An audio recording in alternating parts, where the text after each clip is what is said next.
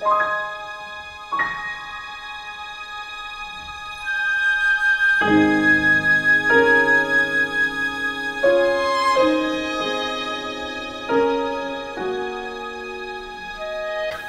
yang mulai ramai, begitu arti nama Purwakarta. Kabupaten Purwakarta berada di Jawa Barat. Posisinya spesial karena Kabupaten Purwakarta berada pada titik temu 3 koridor utama lalu lintas yang sangat strategis, yaitu Purwakarta Jakarta, Purwakarta Bandung, dan Purwakarta Cirebon. Hingga pada akhirnya, banyak orang yang menganggap bahwa Purwakarta merupakan suatu daerah yang hanya dapat digunakan sebagai tempat untuk istirahat atau transit selama perjalanan. Wilayah dengan banyak peninggalan bersejarah ini menyeret indahnya sisa tata kota yang tak lepas dari kolonialisme Belanda dan cerita zaman kependudukan Jepang. Disadari atau tidak, pastinya kita telah mengenal sosok Bupati Purwakarta yang telah menjadi aktor politik pada masa ini. Beliau adalah Bapak Deddy Mulyadi. Politisi Partai Golkar ini adalah orang lama di jajaran pemerintahan Kabupaten Purwakarta. Pak Deddy sudah menduduki posisi bupati sejak tahun 2008, kemudian terpilih kembali pada tahun 2013. Periode kepemimpinannya yang sekarang adalah yang kedua, yang baru akan berakhir pada tahun 2018 nanti. Dalam menjalankan kepemimpinannya, tentunya Kang Deddy telah membuat dan melaksanakan berbagai kebijakan untuk perubahan Purwakarta yang lebih baik. Dari kebijakan-kebijakan tersebut akan timbul berbagai fenomena yang terjadi di Purwakarta. Oleh karena itu, mari kita lihat tanggapan dari berbagai kalangan terhadap fenomena yang terjadi selama masa jabatan Kang Deddy di Purwakarta. Sosok pemimpin ini berhasil menghipnotis masyarakat yang dipimpinnya melalui ide-ide kreatif berbasis budaya kearifan lokal, mulai dari pembangunan infrastruktur, pendidikan, kesehatan, dan berbagai sektor lainnya, serta dapat mengubah Kabupaten Purwakarta yang dulu tertinggal kini menjadi daerah idola baru, baik bagi kalangan dunia pariwisata maupun pelaku usaha. Sosok kepemimpinan dari Pak Deddy Mulyadi dapat terlihat dari visi dan misinya, di mana visi merupakan suatu cara pandang ke masa depan yang mengilhami setiap tindakan secara emosional dan motivasi secara positif untuk mencapai kondisi yang diinginkan di masa akan mendatang. Nah, visi dari Pak Deddy sendiri ingin membuat Purwakarta berkarakter, di mana diwujudkan melalui misinya yang pada intinya adalah mengembangkan pembangunan berbasis religi dan kearifan lokal, mengembangkan infrastruktur wilayah, meningkatkan keutuhan lingkungan, dan mengembangkan struktur pemerintahan yang efektif. Kalau menurut saya sendiri sih, dari semua kebijakan yang ada di Purwakarta, hanya satu yang saya kurang setuju, yaitu pembangunan patung-patung besar yang jauh dari budaya Sunda dan Islam. Dibangun di hampir setiap jalan-jalan protokol. Hal tersebut terlihat ketika adanya festival budaya dunia, di mana Purwakarta itu terlihat seperti Bali, bukan terlihat seperti Purwakarta yang dulu. Memang bagus pembangunan tersebut karena dulunya, mohon maaf, tempat tersebut itu adalah tempat seperti tempat perjudian, tempat penjualan wanita. Namun alangkah baiknya apabila tempat tersebut dibangun dengan patung, namun patungnya itu patung yang memotivasi begitu, dengan bentuk seni yang lebih baik lagi.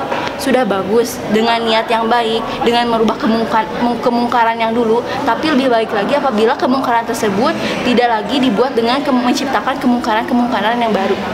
Iya sih, memang gimana ya, kebijakan-kebijakan Pak Deddy itu emang banyak pro dan kontra. Tapi menurut saya tuh gimana ya, jadi baguslah gitu. Meskipun banyak kecaman dari Majelis Ulama Indonesia dari Purwakarta sendiri gitu kan. Tapi menurut saya Pak Deddy itu sosok pemimpin yang sangat bersahaja gitu. Kepemimpinannya itu, beliau itu menyampaikan pernyataannya juga dalam pengajian gitu. Waktu itu kalau tidak salah di Balai Paseban, bahwasanya beliau itu menyatakan bahwa kecaman-kecaman tersebut itu tolonglah dihentikan seperti itu, karena kan beliau menyatakan hal tersebut itu bagian dari kehilafan dan juga dari kelemahan pemahaman agamanya sendiri gitu yang beliau miliki gitu. Beliau tidak bermaksud kok menyejajarkan eksistensi seperti kayak patung-patung ataupun hal-hal lain yang menyerempet agama gitu, seperti itu. Dan juga interpretasi dan pemahaman orang-orang itu kan berbeda-beda ya pastinya gitu kan. Setiap orang kan pasti menginterpretasikan berbeda-beda, apalagi bagi orang-orang yang tidak menyukai Pak Deddy sendiri. Jadi menurut saya selain orang-orang juga harus lebih memahami kan ini untuk kebaikan Purwakarta ya.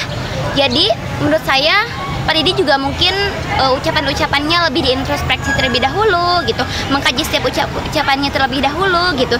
Jadi menurut saya itu soal pemahaman lah gitu. Jadi ayo bangunlah gitu kan. Pak Deddy juga berusaha membangun Purwakarta untuk yang lebih baik. Seperti itu. Oh iya Neng, iya bener-bener. Memang Neng, Purwakarta itu nggak banyak perubahan semenjak dipimpin oleh Kang Deddy Neng. Tapi kalau kata ibu mah semenjak kepemimpinan itu masih banyak daerah-daerah yang masih tertinggal infrastrukturnya jelek itu Neng. Berarti emang pembangunan itu belum merata Neng gitu. Terus ya Neng, belum banyak yang tahu masalah ini teh Neng. Mungkin hanya ibu aja sama emang media pun jarang menyorotinya Neng. Kebanyakan ya Neng, media itu lebih intensif memberitakan dua hal Neng, yaitu tentang kebijakannya Pak Deddy Neng sama bupatinya itu Pak Deddy sendiri Neng. Ya ibu harap sih semoga ya ke depan nama ya ini tuh bukan pencitraan ya, bukan pencitraan dan bukan demi memuluskan langkahnya menjadi Jabar 1 Neng. Kata ibu sih gitu ya, ibu harapnya sih emang seperti itu. Menurut saya Bupati Purwakarta itu adalah bupati yang baik, di mana Purwakarta semakin berkembang di bawah kepemimpinan Pak Deddy Mulyadi. Beliau itu melakukan segala cara agar Purwakarta dikenal luas, mulai dari penggunaan slogan Purwakarta Istimewa, membangun fasilitas-fasilitas umum, dan mengadakan acara yang bertaraf internasional. Sebagai bupati, beliau juga melakukan apapun untuk daerah yang saat ini dipimpin olehnya, mulai dari pembuat kebijakan apalagi untuk daerah-daerah atau yang terpencil dan juga kebijakan-kebijakan untuk sekolah, sampai mengadakan acara yang mengangkat pamor Purwakarta seperti yang telah lalu dia melakukan acara-acara internasional. Dan menurut sepemahaman saya sendiri sebagai mahasiswa, beliau merupakan pemimpin yang sederhana tapi mempunyai intelektualitas yang sangat tinggi. Beliau juga mampu menyesuaikan diri di setiap momentum kegiatan, bagaimana berbicara di hadapan kaum intelektual, kaum bawah, kaum politis, majelis, dan sebagainya.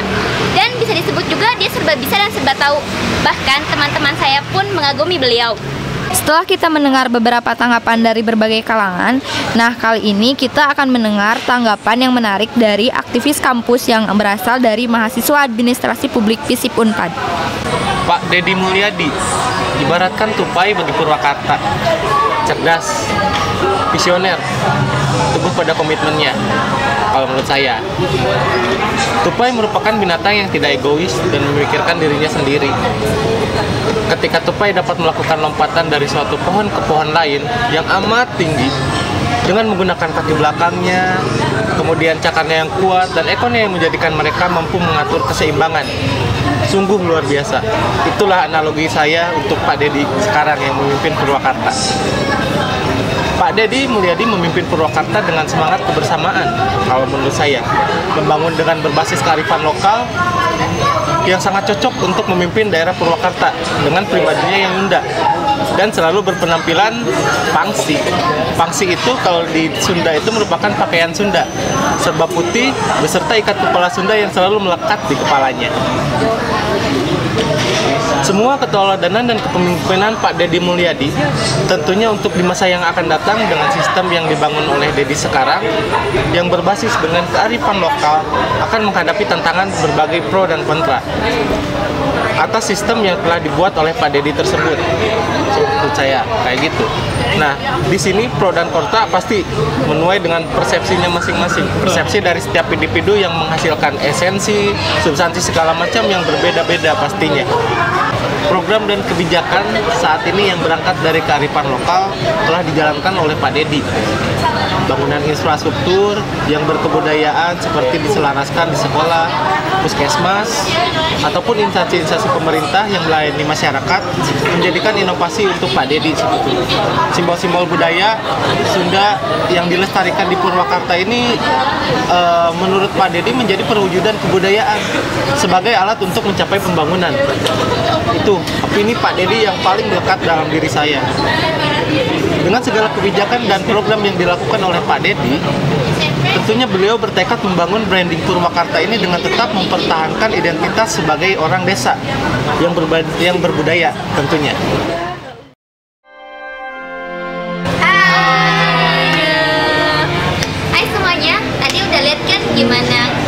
kita tentang gaya kepemimpinan Pak Deddy Mulyadi yang ada di Purwakarta. Nah, sebenarnya seperti apa sih gaya kepemimpinan yang seharusnya dimiliki oleh seorang pemimpin? Siapa yang mau komentar? Oke. Ini jadi aja.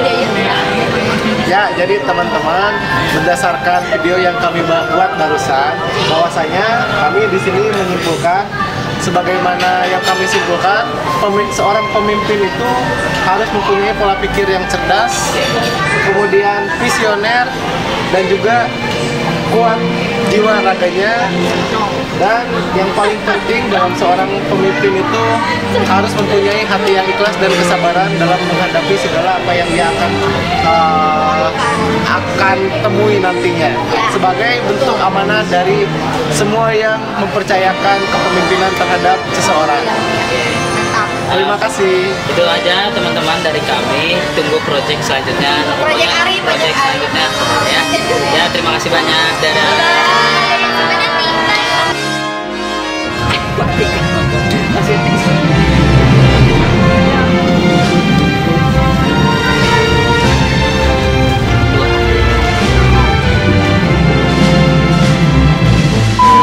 Ya, kalau saya kurang setuju dengan adanya patung-patung besar yang hampir di setiap